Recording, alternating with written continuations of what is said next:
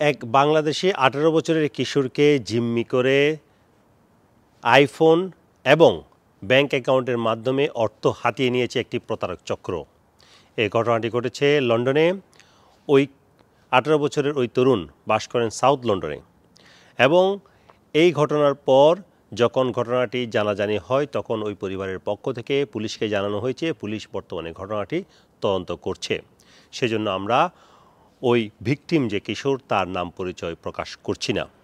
যে ঘটনাটি ঘটেছে সেটি হচ্ছে 18 বছরের ওই তরুণ সে তার বন্ধুদের মাধ্যমে একটি প্রতারক চক্রের সাথে পরিচিত হয়। ওই প্রতারক চক্র ভুলিয়ে বালিয়ে ওই তরুণকে নিয়ে যায় প্রথমে বিভিন্ন ফোন স্টোরে এবং দুটি ফোন কোম্পানি থেকে দুটি আইফোন তুলে নেয়। ওই দুটি আইফোন তুলে নেওয়ার পর ওই তরুণকে ভয়ভীতি দেখিয়ে ফোন দুটি হাতিয়ে নেয় ওই প্রতারক চক্র। এরপর আবার ওই তরুণকে নিয়ে যায় বিভিন্ন ব্যাংকে এবং অনলাইনের মাধ্যমে বিভিন্ন ব্যাংকে অ্যাকাউন্ট খোলা হয়। এরপর অনলাইন ব্যাংকিংয়ের যাবতীয় তথ্য তারা নিয়ে নেয় ওই তরুণকে ভয়ভীতি দেখিয়ে। এরপর ওইসব ব্যাংকে ওই প্রতারক চক্র কিছু লেনদেন করে এবং চেষ্টা করে বড় অঙ্কের লোন তুলতে, কিন্তু সেক্ষেত্রে তারা ব্যর্থ হয়। এই ঘটনা চলছিল গত 6 মাস ধরে, যেটি সূত্রপাত হয়েছিল গত রমজান মাসের আগে।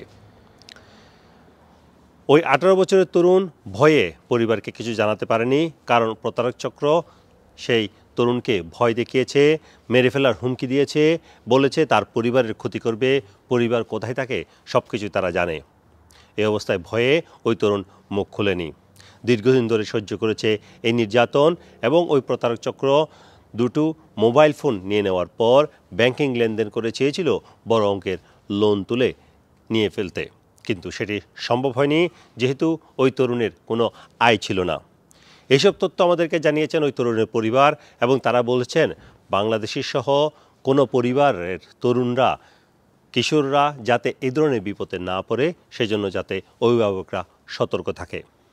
শেষ পর্যন্ত গত কয়েকদিন আগে যখন ওই তরুণের নামে একটি মোবাইল কোম্পানি থেকে 720 পাউন্ডের একটি বিল আসে, তখন পরিবার জানতে পারে আসলে কী ঘটেছে। তখন ওই তরুণকে জিজ্ঞেস করা হয় এবং সে সব কিছু খুলে বলে তার পরিবারের কাছে।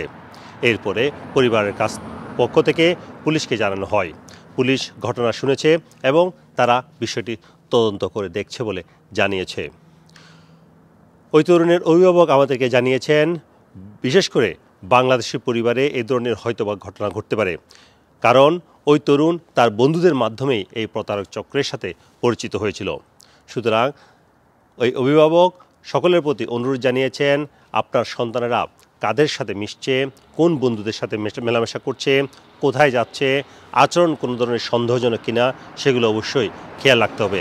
বিশেষ করে উঠতি বয়সের তরুণদের ক্ষেত্রে বিশেষ সতর্কতা অবলম্বনের জন্য ওই অভিভাবক অনুরোধ জানিয়েছেন। Sarwar Hossain, top news, London.